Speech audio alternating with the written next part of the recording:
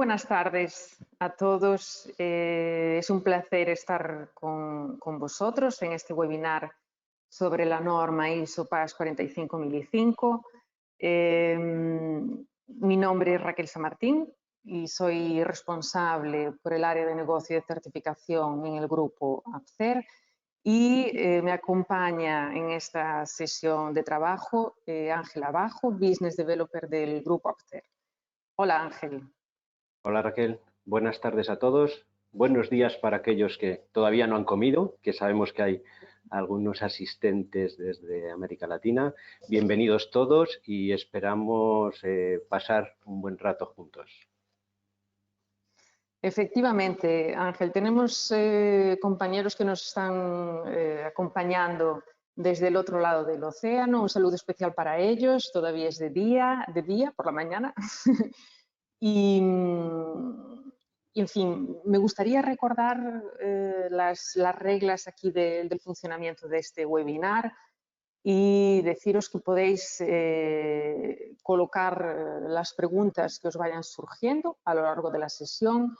Para eso tenéis una ventanita que dice chat y ahí podéis escribir las preguntas que queráis colocar para que podamos abordarlas al final de la sesión. ¿De acuerdo? Podemos dar inicio a nuestra sesión de trabajo, si os parece, y vamos a empezar por presentaros la estructura de la sesión, que es lo que vamos a abordar a lo largo de estos 45 minutos.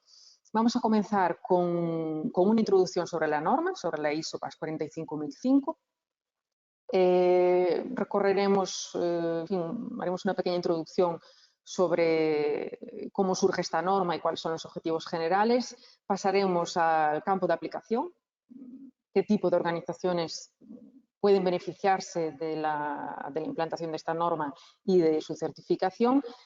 Y miraremos con mayor detalle la estructura de la norma para ver cómo se organiza, qué temas aborda, en fin. Y después, en la segunda parte de la sesión, Ángel nos presentará el proceso de certificación con APCER, que APCER acaba de lanzar este servicio al mercado y nos gustaría explicaros un poco cómo prestamos este servicio y qué beneficios podéis esperar. Y por último, preguntas y respuestas sobre cualquier asunto relacionado con este tema que os parezca interesante. Una nota también sobre la grabación de esta sesión. Todos los participantes recibirán un resumen, un link para poder visualizar otra vez la sesión y compartir con otros compañeros. Y también, si alguna de las preguntas no es posible responderlas en tiempo útil al final de la sesión, las responderemos por escrito a todos los interesados. ¿De acuerdo? Pues vamos entonces a avanzar y introducir aquí un poco cómo surge esta norma, ¿no? Esta norma es muy reciente, tiene un poco más de 2 meses, 3 meses de vida. Se publicó el 15 de diciembre de 2020 y en realidad su nombre en inglés, su versión original es Occupational Health and Safety Management General Guidelines for Secure. Un segundo que se me está desapareciendo aquí la pantalla ahora. General Guidelines for Safe Working During the COVID-19 Pandemic. Esta norma se construyó con el contributo de 26 países y se publicó en un tiempo récord de 3 meses. Y se aprobó por unanimidad a través de la ISO TC 283, que es el grupo de trabajo que define las normas para esta familia, y obtuvo el consenso de los 80 países miembros de este grupo. Una nota también sobre la versión en español, la norma UNE, que se publicó este mes, el día 5 de marzo de 2021, y que tiene el nombre de Especificación UNE ISO PAS 45005, Gestión de la Seguridad y la Salud en el Trabajo. directrices generales para un trabajo seguro durante la pandemia COVID-19. ¿De acuerdo?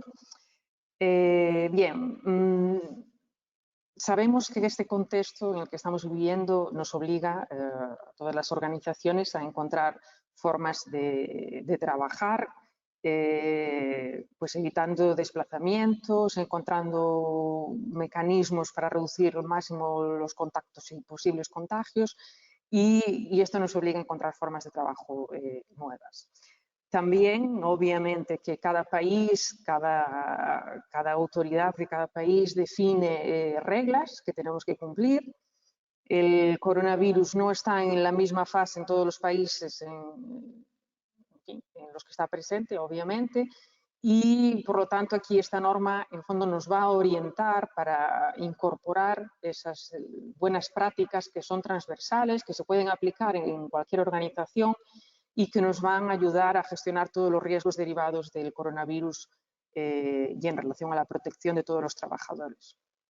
Y recordando aquí que trabajadores en el ámbito de la 45001 incluimos también subcontratados, proveedores, grupos de riesgo y otras partes interesadas, como pueden ser pues, visitas de público a nuestras instalaciones, clientes, etc.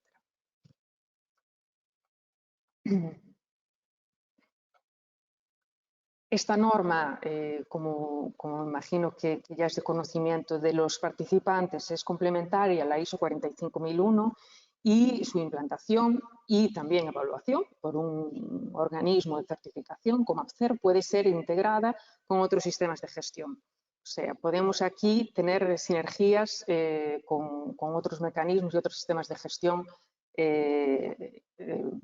que la organización posea en este momento. También nos va a ayudar a facilitar la coordinación de los recursos que obviamente tienen que ser asegurados para garantizar que todo se hace de la forma que está definido, ¿no? y los esfuerzos en la gestión de la pandemia y en la adaptación al nuevo contexto. Lo que estábamos hablando antes, o sea, nuevas formas de trabajo, por ejemplo, el teletrabajo surge y cómo puede la organización adaptarse a ese mecanismo y qué recursos tiene que disponer para que todas las personas consigan realizar su trabajo a distancia. Tenemos aquí una imagen de la página web de ISO, donde veis aquí en fin, un extracto, el título de la norma y compartir que esta norma está disponible para compra, obviamente, en la página de ISO, en su versión inglesa, pero dada la relevancia del tema que toca, ISO ha decidido disponibilizarla para consulta en el link que está aquí, que luego compartiremos con vosotros. O sea, podemos tener acceso a todo el contenido de la norma, visualizarlo a través de la pantalla de nuestro ordenador, pero no nos permite hacer download y guardar una copia. ¿De acuerdo? En el caso de la norma UNE, que ya comentamos que se publicó este mes, está disponible para consulta una pequeña parte, básicamente hasta el punto 1 de la norma, el índice, y también se puede comprar en papel o una copia digital a través del enlace que os facilitamos. Bien, una nota sobre el campo de aplicación. Como os podéis imaginar, esta norma se aplica a cualquier organización, a cualquier entidad jurídica, puede ser una asociación, puede ser una empresa, puede ser una fábrica, puede ser una empresa de prestación de servicios, cualquier sector de actividad y también cualquier tamaño, ¿de acuerdo? Todas las personas están expuestas a los mismos riesgos y, por lo tanto, todas las organizaciones deben, en fin, o deberían conseguir implantar las medidas necesarias para proteger a sus trabajadores. Y teniendo en cuenta esos principios, esta norma se aplica a cualquier organización que esté en actividad o que tenga previsto iniciar su actividad brevemente, pero claro, en contexto de pandemia, que haya, por ejemplo, interrumpido su actividad durante algún momento de la pandemia y esté volviendo a trabajar, y nuevas empresas que empiezan a trabajar o nuevas organizaciones en esta fase pandémica. ¿De acuerdo? Vamos entonces a observar la estructura de la norma. La norma tiene 14 capítulos, no sigue la estructura de alto nivel que estamos tan acostumbrados, como las restantes normas de sistemas de gestión, ISO. No es una norma de requisitos, ¿de acuerdo? Es una norma de directrices, con lo cual, en fin, tiene los capítulos necesarios para abordar todos los asuntos importantes. Y vamos aquí a recorrerlos para saber un poco cuáles son los asuntos que las organizaciones deben tener en atención cuando piensan en iniciar su camino en esta norma. Bien, el primer punto es el objeto y campo de aplicación, que básicamente es lo que comentamos hace unos segundos sobre qué tipo de organizaciones pueden optar pueden socorrerse de esta norma. Normas para consulta, que en este caso no se hace referencia a ninguna.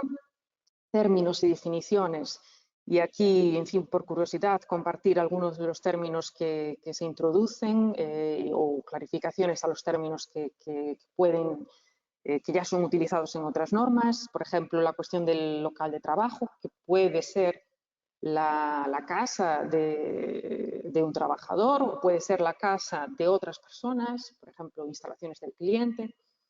El teletrabajo, que también surge aquí como algo con un peso diferente del que estamos acostumbrados. La definición del bienestar psicológico, que es algo que esta norma toca con bastante intensidad, porque es algo que, en fin, después de un año en este estado de pandemia, yo creo que todos nos hemos sentido en algún momento un poquito menos felices, digamos, o un poco más tristes, y en algunos casos pues con algún impacto más significativo, y obviamente que eso es un asunto que está en el orden del día y que debemos tener en atención, ¿no? Y que las organizaciones deben acompañar con especial cuidado, sobre todo cuando las personas están en el fondo trabajando en su casa y alejados de la organización en el día a día. Bien, después tenemos el punto 4, que es de planificación y evaluación de riesgos, que es uno de los puntos más extensos de la norma. Obviamente, porque es aquí donde vamos, en fin, a organizarnos y a definir todos los riesgos a los que estamos expuestos y cómo reducirlos. Después tenemos el punto 5, que son los casos sospechosos o confirmados de COVID-19 y cómo, en fin, qué directrices tenemos que cumplir para controlarlos y qué debemos hacer, ¿no? Cuando esto se identifica, sobre todo cuando hay un posible brote dentro de la organización. Un punto específico sobre la salud y bienestar psicológicos.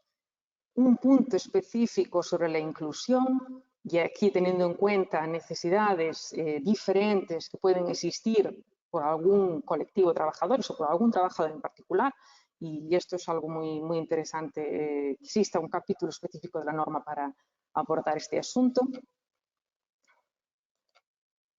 El punto de recursos, que es un punto obviamente muy importante, que toda la organización va a tener que intentar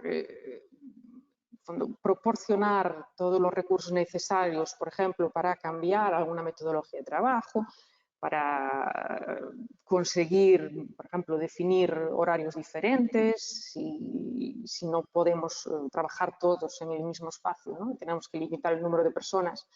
El teletrabajo, de qué manera va a ocurrir y qué tipo de recursos voy a necesitar para que mi equipo y mis personas trabajen a distancia de forma adecuada. En fin, esto, claro que dependiendo de la organización y de la actividad y de la localización de la propia organización, pues tiene que ser analizado caso a caso y puede ser un mundo, digamos así. El punto de comunicación, también extremadamente importante. Obviamente tenemos que saber qué comunicar, a quién comunicar, cómo comunicar, y tenemos que garantizar que esta comunicación ocurre de forma eficaz. De nada nos sirve cambiar una metodología de trabajo, una herramienta o en fin, cualquier necesidad que tengamos de alterar un proceso, por ejemplo, si no comunicamos a las personas que participan en ese proceso esa alteración, los motivos y el impacto que esto tiene en el trabajo de las personas, ¿no? Por eso que es tan importante. Tenemos también un capítulo específico para la higiene, que también es bastante importante y incluye todo lo que tiene que ver con desinfección de zonas de trabajo, zonas de alto contacto, por ejemplo, que a veces nos podemos olvidarnos, una fotocopiadora, una máquina de café, los pomos de las puertas, la papelera, zonas de uso común por todos los trabajadores, puede ser, por ejemplo, una pequeña cocina de apoyo, un vestuario, en fin. Aquí también, obviamente, tienen que estar definidas todas las medidas de higiene y limpieza con los productos adecuados para conseguir desinfectar estos espacios, ¿no? En el capítulo 11 tenemos el uso de equipos de protección individual, mascarillas, cobertores faciales, también enseñar a usarlos, obviamente, a las personas para las que están destinados. Y también aquí una curiosidad, una nota, la propia norma, con su preocupación de garantizar que existe inclusión, que no existe ningún trabajador aislado o de alguna forma que quede fuera de las medidas, pues define que en algunos casos, sobre todo, por ejemplo, el caso concreto de una persona que no sea sorda, pues que podamos apartar o, en fin, tener una medida especial, ¿no? Apartar la mascarilla para que nos pueda leer los labios cuando comunicamos con ella. Y eso está aquí incluido en este capítulo. En el punto 12, operaciones. Es el otro capítulo muy extenso, aparte del número 4. Aquí en el fondo es todo lo que hacemos en cuanto a organización, ¿no? Todas las prácticas, procedimientos, procesos, de qué forma se operacionalizan y obviamente que debe ser analizado con mucho cuidado y siempre teniendo en cuenta la actividad de la organización y el contexto en el que esta organización opera. Y ya aproximándonos de la parte final, tenemos el capítulo número 13, que es la evaluación del desempeño, que no es nada nuevo para quien esté familiarizado con los sistemas de gestión. En fin, tenemos que evaluar si todas las medidas que están implantadas, si efectivamente son eficaces y si nos permiten controlar o reducir el riesgo de contagio del coronavirus en nuestra actividad, en nuestros locales de trabajo. Y por último, el punto 14, mejora. Aquí, en el fondo, para cerrar el ciclo PDCA. Existe también en la norma el anexo A y el anexo B, que son ambos informativos. La norma también es una norma de directrices generales y el anexo A trata sobre consideraciones sobre la seguridad en materia de protección y el anexo B, consideraciones sobre la accesibilidad e inclusión. Una nota aquí con un pequeño esquema que esperamos que sea útil para los participantes, a pesar de que la norma, como ya comentamos, no sigue la estructura de alto nivel, conseguimos sí encontrar aquí una lógica de ciclo PDCA, ¿no? Mejora continua. Y podemos ver, por ejemplo, aquí, comenzando por planear, donde incluimos los capítulos 4, 5, 6, 7 y 8, planificación y evaluación de riesgos, casos sospechosos o confirmados de COVID-19, salud y bienestar psicológicos, inclusión y recursos. Continuando con tenemos la comunicación, higiene, uso de equipos de protección individual y operaciones. Check, en la parte de evaluar, evaluación de desempeño y por último, ACT, mejora. Definición de acciones, medidas, alteraciones que sean necesarias para mejorar nuestro desempeño. ¿De acuerdo?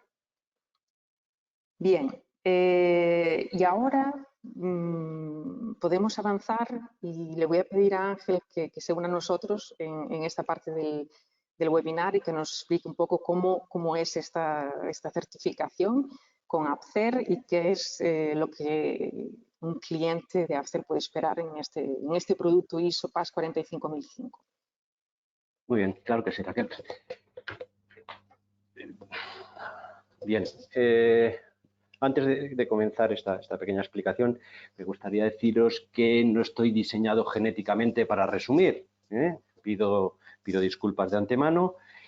Cualquier duda, cualquier consulta, cualquier necesidad de tener mayores conocimientos, estamos siempre a vuestra disposición, podéis contactar y siempre estaremos para intentar ayudaros en lo que necesitéis, ¿no?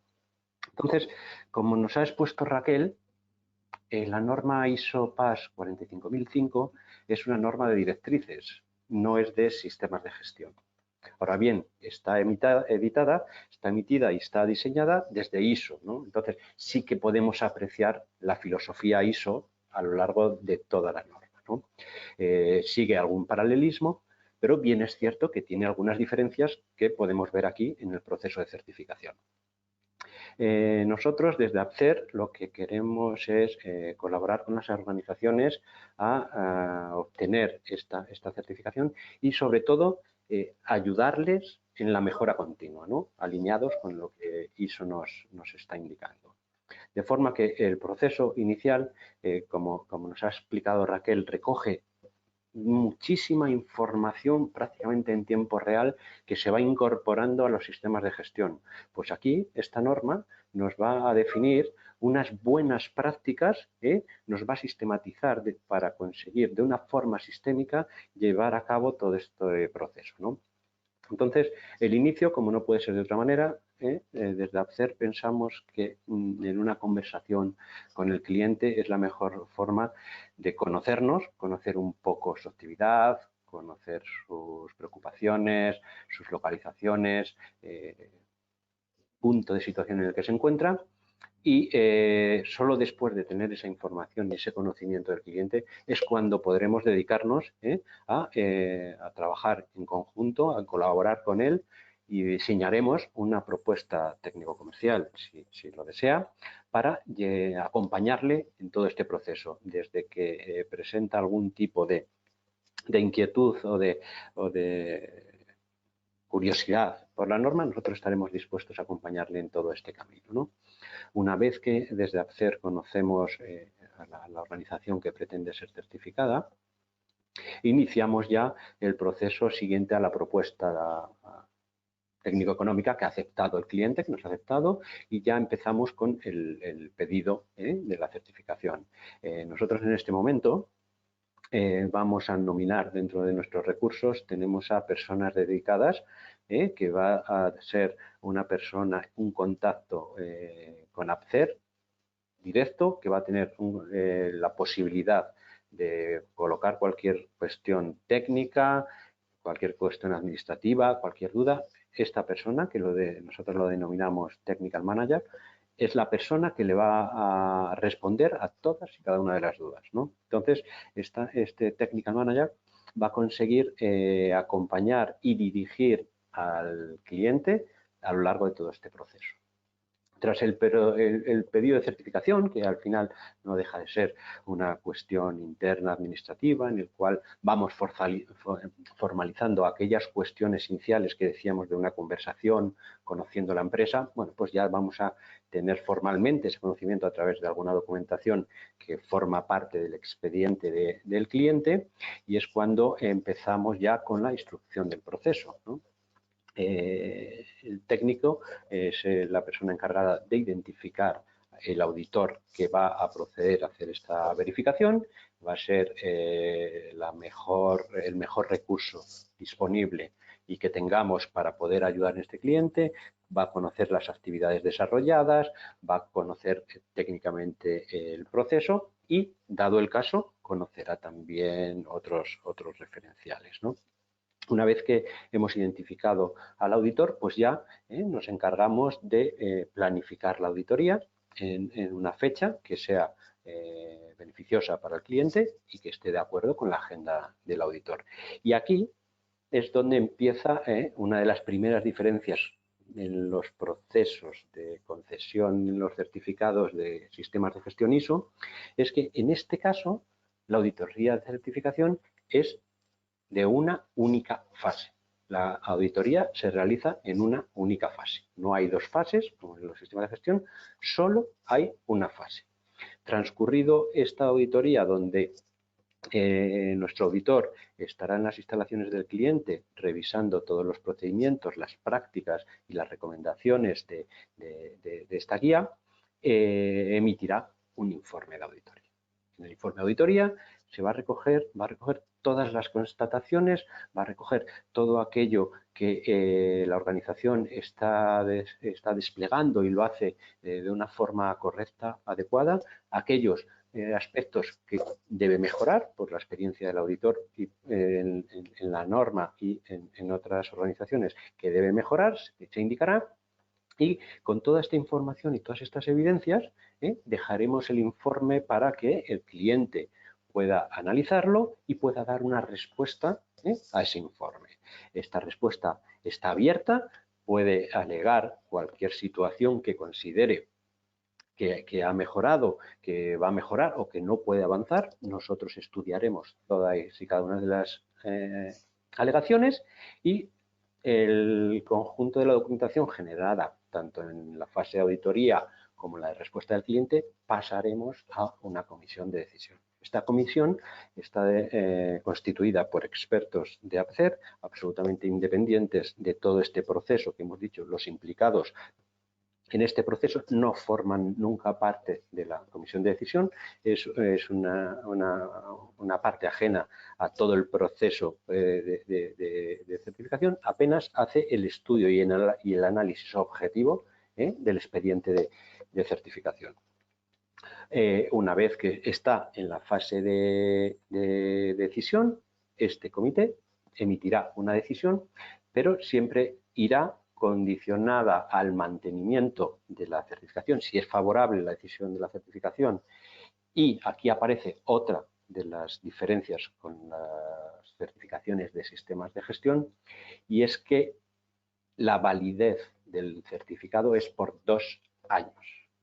Estamos acostumbrados a que hacer una auditoría de concesión, primero y segundo seguimiento en el caso de los sistemas de gestión, y aquí haremos una fase para la concesión y haremos a los 12 meses de concluir la primera auditoría, haremos la primera auditoría de seguimiento. Tras esta primera auditoría de seguimiento y con un periodo de validez de 24 meses, haremos la auditoría de renovación. Es decir, esta auditoría de renovación debe ejecutarse antes de la finalización de la validez del certificado, es decir, 24 meses desde la concesión, ¿no?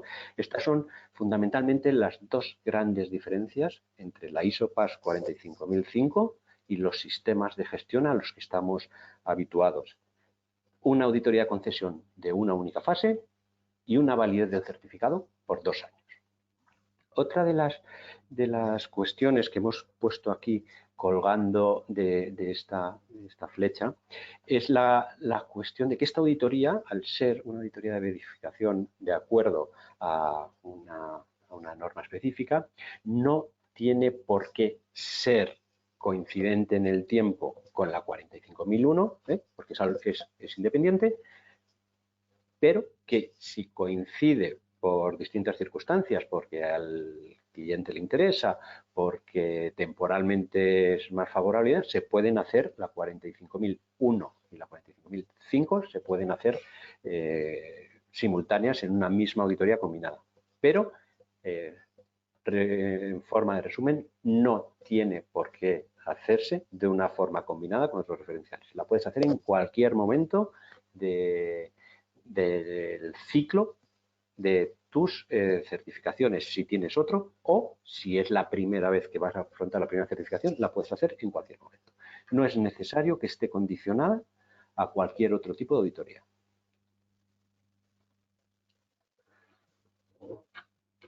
Ups. Perdón, es que va con un cierto retardo, de que hago clic hasta que pasa ahí, ¿ven?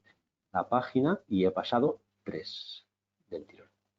Esto es lo que querría. Vale, esto es. Tras el proceso de certificación, a todos nos ocurre que tenemos que hacer un pequeño análisis de qué es esto, para qué he hecho esto, para qué voy ahora mismo a afrontar este reto, para qué voy a dedicarme a una certificación ISO 45005.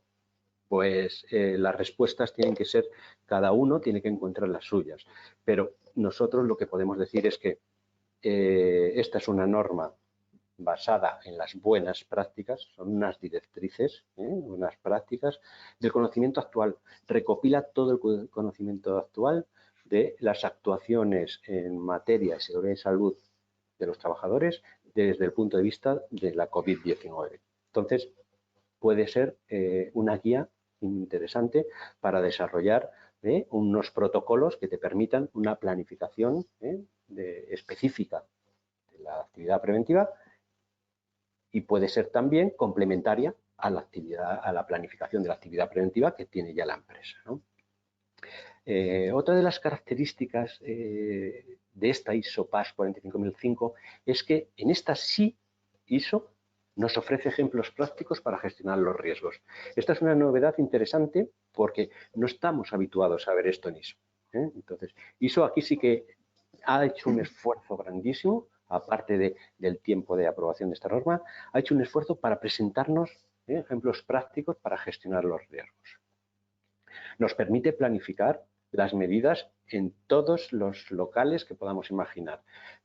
Absolutamente transversal, independiente del tamaño, de la localización, de la actividad, el número de trabajadores. En cualquier sitio donde se desarrolla una actividad, podemos utilizar los beneficios de la implantación de unas directrices según la ISO PAS 45005.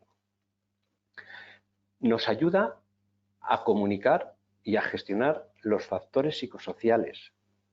Todos sabemos que los factores psicosociales en esta pandemia, creo que hemos sido todos conscientes en primera persona de lo que ha supuesto para todos y cada uno de nosotros el estar trabajando, muchos de forma obligada desde casa y otros, lamentablemente, han tenido una pausa en su trabajo y los efectos psicosociales ahora sí que van a tomar relevancia y van a ser tratados como con una prioridad, como si fuese cualquier otro aspecto de la organización.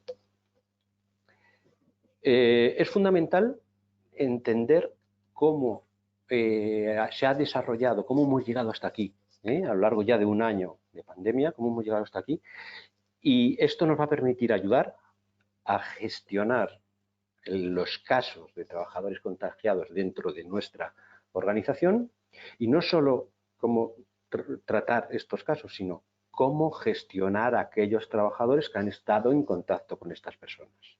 Así nos permite, si lo tenemos planificado, si tenemos un protocolo, podremos actuar muy rápido, prácticamente en tiempo real, sin dudar, sin pararnos a pensar, ¿y ahora qué hacemos? Ahora que ha dado positivo este compañero, ¿qué hacemos? ¿Cómo trabajamos? No, todo ya lo tenemos definido y sabemos que actuando con diligencia, con prontitud, con rapidez, estos contagios se pueden cortar. Y eso es una de las finalidades que nos permite tener un procedimiento adecuado frente a la COVID-19.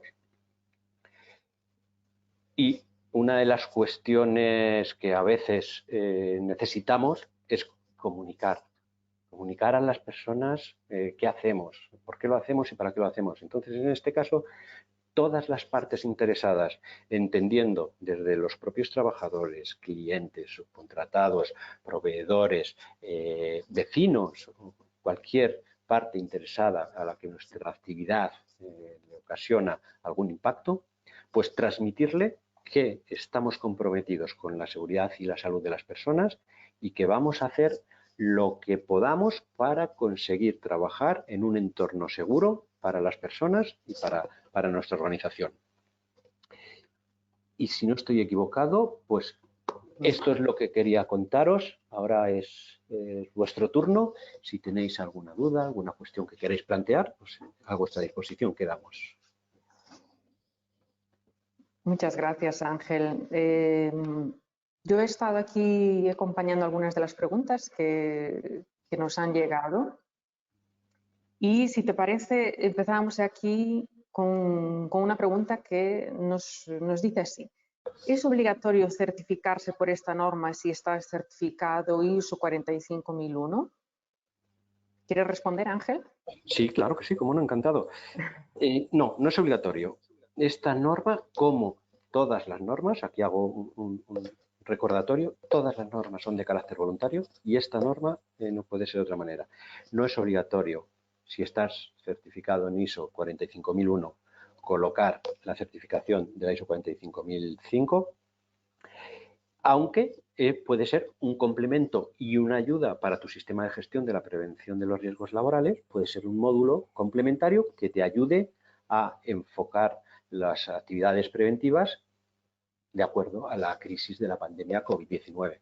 De forma que puedes estar certificado en la 45005 sin tener la 45001 y si estás ya certificado en la 45001, puedes certificarte en la ISO-PAS 45005. Muy bien. Otra pregunta que nos llega desde Lima. Dice así, no me ha quedado claro el plazo entre la auditoría de certificación y la de seguimiento y la de renovación. Vale. Si quieres explicar esa parte. Sí, a lo mejor es que he ido demasiado rápido en ese aspecto. El ciclo de un certificado ISO PAS 45005 es de 2 años, es decir, desde la auditoría de concesión hasta la auditoría de renovación, han transcurrido 24 meses de validez del certificado y a los 24 meses habrá que hacer una auditoría de renovación, pero solo puedes hacer la auditoría de renovación transcurridos los 24 meses si, entre medias, a los 12 meses de la auditoría de concesión has hecho una auditoría de seguimiento. Un poco esto es siguiendo el ciclo que nos ha explicado Raquel de PDCA. Hay que ir chequeando constantemente y una auditoría de seguimiento a los 12 meses de la de concesión nos va a informar de cómo estamos orientados, si estamos haciendo las cosas como queríamos hacerlos, como dice la norma y como hemos decidido. De forma que son concesión a los 12 meses, seguimiento y a los 24 meses, renovación. Muy bien, aquí una pregunta de concepto que, Ángel, si me permites, la voy a responder yo y que ya nos surgió aquí en los eventos que organizamos previamente en Portugal. Nos preguntan que siendo la ISO PAS 45005 una norma de directrices generales, en el fondo que estemos hablando de certificación. Efectivamente, el proceso de certificación no nos va a permitir emitir un certificado de conformidad, porque lo que esta norma incluye no son requisitos y sí directrices. Es un certificado y lo que se evalúa en el contexto de auditoría son las prácticas implantadas, o sea, las directrices generales que se han definido en la propia norma. ¿De acuerdo? Déjame, Raquel, sí. Que estaba leyendo entre las preguntas, una pregunta que nos hace Ariadna Pérez desde Santiago de Chile, que nos dice, esta norma introduce el tema de la salud psicológica de los trabajadores. ¿Cómo podemos abordar desde mi empresa este asunto? Bien, el capítulo 6 de la norma está completamente dedicado a la salud y al bienestar psicológico de los trabajadores. Por lo tanto, yo creo que es analizar la norma, todas las directrices que están incluidas y yo creo que encontrará las respuestas en ese análisis más profundo de la norma. Seguro que es así. Y permíteme, ya que estás ahí disponible, Miguel Miguel Hernández, desde Sevilla, nos dice, perdonad por cuestiones técnicas, me he incorporado un poco más tarde. Solo recordaros a los asistentes, este webinar está siendo grabado y va a estar disponible para que podáis consultarlo. Y así, Miguel, si te has perdido la parte inicial, puedes revisarlo y si aún te quedan dudas, pues estamos a tu disposición. Nos dice, ¿por qué razón esta norma no sigue la misma estructura que las normas de sistemas de gestión de la calidad, gestión del medio ambiente? ¿Por qué es distinta la estructura? Pues precisamente porque no es una norma de requisitos y como no es una norma de requisitos, sigue la estructura que ISO consideró adecuada para responder a los desafíos de esta temática en contexto de pandemia. Pero sí, es una buena pregunta. Ángel, ¿puedo aprovechar y pasarte Claro. aquí la bola un poquito?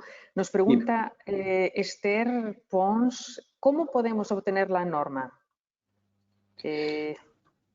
Bien, la norma está ya disponible, desde hace algún tiempo está disponible en un link que presentaba Raquel en su presentación cuando aparecía el logo de ISO, en las primeras slides. Ahí podemos consultar la norma en inglés. Ahí la tenemos la versión en inglés. Su consulta, como decía, porque no se puede descargar su consulta, es gratuita. Tú en tu ordenador o en tu tablet o donde quieras consultarlo, puedes consultarlo en tiempo real, pero no la puedes descargar, y siempre. También la puedes comprar, pero ISO, dado la importancia de esta norma, ha abierto y ha puesto a disposición de todo el mundo que pueda consultar esta norma. Y luego para nosotros, para los hispanohablantes, desde el día 5 la puedes comprar en UNE. En la página web de UNE la tienes y la puedes comprar tanto en soporte digital como en papel. Entras en la web y es muy sencillo y puedes conseguirla fácilmente en español en la página web de UNE. Muy bien, Ángel. Aquí otra pregunta que nos coloca Juan Pérez. Nos pregunta, ¿qué tiempos de auditoría se esperan? ¿Tener la ISO 45001 permitirá reducir tiempos de auditoría? Esta, permíteme, Ángel, que la responda. Claro. Que la responda yo. Efectivamente, sí. Existiendo un sistema ISO 45001 certificado y con un alcance coincidente con el alcance de esta norma, sí, se consiguen reducir los tiempos de auditoría porque hay obviamente un conjunto de puntos, de requisitos que son vistos en la auditoría de la 45001 que son importantes también en la ISO PAS 45005 y que acaban por ser vistos en simultáneo. Pero sí, efectivamente sí. Y otra pregunta que también nos coloca Juan Pérez es ¿por qué el ciclo de 2 años? Si es un requisito. No, no es un requisito de la norma. Esto fue una opción de APCER, fue discutida internamente, en fin, analizando todos los pros y contras y teniendo en cuenta en fin, perspectivas de la evolución de la pandemia, pues se consideró que tendría sentido hacer el ciclo un poquito más corto que los otros sistemas de gestión para, en fin, conseguir evaluar una auditoría de renovación en el caso de que sea necesario. Esperemos que no, esperemos que dentro de 2 años, en fin, no haga falta, ¿no?, mantener esta certificación, pero no lo sabemos. Y obviamente que en el caso de que sea necesario será una auditoría de renovación con una duración un poco más extensa para evaluar a fondo todos los puntos de esta norma. Y déjame, Raquel, por favor, un segundo. Francisco José Sánchez de Santander nos dice, alineado con esto que nos decías, si una empresa certificada de acuerdo con ISO 45001, la ISO tradicional 45001, no voy a hacer publicidad de marcas comerciales, por otra certificadora, si esta empresa quiere certificarse con APCER según la ISO PAS 45005 puede hacerlo. Claro que sí, obviamente que sí, y diría que sería una experiencia interesante incluso, ¿no? Tener otra mirada diferente de la mirada que se tiene sobre el sistema 45001. Y sí, obviamente, animamos a todos los clientes de otras certificadoras que nos contacten para este producto con Upster y en fin, que es una forma también de evaluar nuestro servicio. Ángel, ¿puedo colocarte a ti una pregunta? Sí, claro, siempre. Sí. Nancy Rodríguez, que nos escribe desde Perú, nos pregunta si una empresa certificada por la ISO 9001 puede optar por esta certificación. Sí, sin duda, sin duda. Una empresa certificada por la ISO 9001 va a tener una experiencia y va a tener ya las habilidades para conseguir esta certificación ISO PAS 45005 mucho más fácil. Es decir, una empresa certificada en calidad según la 9001 está habituada a unos términos, a unos conceptos, entiende el proceso de mejora, entiende el desempeño, las auditorías, desviaciones. Sin duda, Nancy, es una muy buena opción a optar por la certificación ISO PAS 45005 después de tener la 9001. Otra pregunta que nos llega es la misma persona que preguntó hace poquito, Francisco José Sánchez. ¿Qué beneficios? En fin, aquí de una forma más resumida, Ángel, porque yo creo que hemos abordado algunos de estos puntos en la presentación. ¿Qué beneficios pueden esperar las organizaciones que implementen y se certifiquen por esta norma? Tal vez, diría, los más importantes, ¿no? Sí. Pues de una forma muy sucinta, decirte que esta norma lo que nos va a ayudar es a desarrollar un plan de contingencia que nos permita abordar respuestas rápidas a todos los niveles de riesgo. Es decir, no vamos a tener que pararnos a pensar, a constituir comités interempresa, no vamos a tener que implicar a personas y a recursos de la empresa para buscar soluciones ante un problema, sino que vamos a tener el plan de contingencia preparado para dar respuestas a las restricciones, a los cambios que van ocasionando tan rápidamente que estamos viendo, pero conseguir dar respuestas de forma casi automatizada en un muy corto plazo de tiempo. Eso es uno de los principales beneficios. Otro que se me ocurre es, pues eso, transmitir el compromiso y la seguridad que la organización tiene con las personas y con las partes interesadas. Es decir, divulgar y que todas las partes interesadas sean conscientes de que la organización ha decidido apostar por la seguridad de los trabajadores. Y ya por último, que se nos agota el tiempo, un poco recordar aquellos dos aspectos relevantes de la estructura de la norma. Aborda directamente el bienestar psicológico y aborda las medidas de inclusión. Son dos aspectos muy novedosos de esta norma que no podemos dejar escapar. Bien, otra pregunta que nos llega, que nos coloca Gustavo Vázquez Garay, que nos dice si para realizar la auditoría de certificación es necesario también que la persona haya llevado el curso de interpretación e información de auditor interno ISO 45001. Entiendo que se refiere al interlocutor en el contexto de auditoría, al responsable del sistema. Si es efectivamente esa si estoy en lo cierto, pues diría que no hace falta que la persona haya llevado el curso de interpretación e información de auditor interno ISO 45001. Ahora, si nos estamos refiriendo al auditor, podemos decir que los auditores de ISO PAS 45005 son auditores ISO 45001 que han recibido formación específica en esta norma. ¿De acuerdo? Y otra pregunta también muy interesante, que tal vez no haya quedado del todo clara, que es que si en este contexto de auditoría se generan no conformidades en los hallazgos. Y la respuesta, Ángel, es que sí, ¿no? A ver, la cuestión es como decíamos, claro, ante la diversidad de la gente que nos está escuchando, no soy capaz de entender si todo el mundo que nos está escuchando es técnico, es auditor, es consultor, ¿no? De forma que voy a intentar explicar.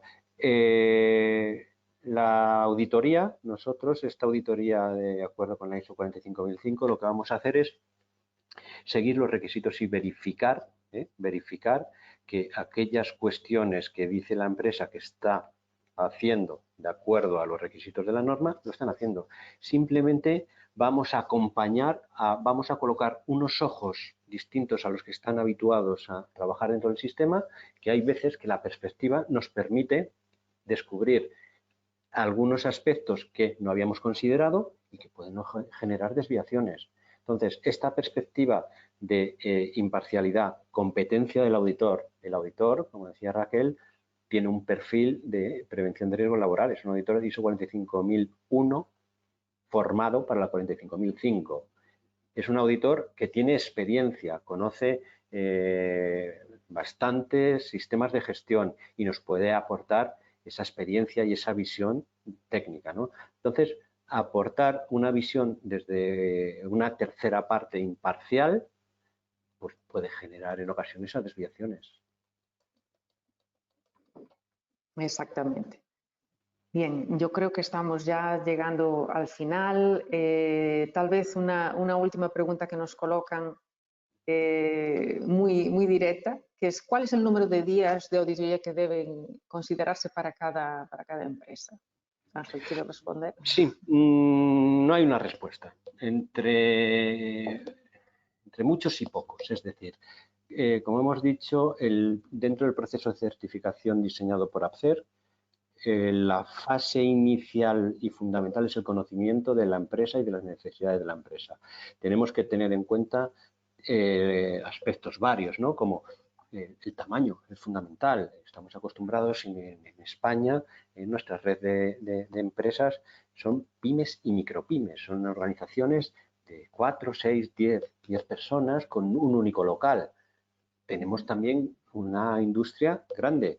Tenemos clientes, organizaciones que tienen un único local. Hay organizaciones que tienen muchos locales. Entonces, el conocimiento de las necesidades de cada organización nos va a permitir llegar a una conclusión para, dentro de la propuesta técnico-económica, llegar a una duración que estimamos que es la adecuada para garantizar una auditoría con el tiempo suficiente para verificar todos los requisitos de la ISO PAS 45001 y que pueda aportar un valor a la organización. Depende de cada organización. Nosotros no tenemos una regla diciendo un día, 2 o 7, depende de la organización. Nosotros estaremos encantados de estudiar todos los casos individualmente y dar una solución adecuada a las necesidades de cada organización. Muy bien, pues yo diría que podemos dar por cerrada nuestra sesión de trabajo. Os agradecemos vuestra presencia, vuestras preguntas, vuestra participación y os informamos que si ha quedado alguna pregunta por responder o si todavía se colocan más cuestiones hasta el final de la sesión y una vez que se cierre la sesión existe esa posibilidad, no lo dudéis que luego la responderemos por escrito, ¿de acuerdo? La grabación del webinar estará disponible brevemente también en nuestro canal de YouTube, que os animamos a que acompañéis, porque publicamos con frecuencia contenidos que creemos que pueden ser de vuestro interés.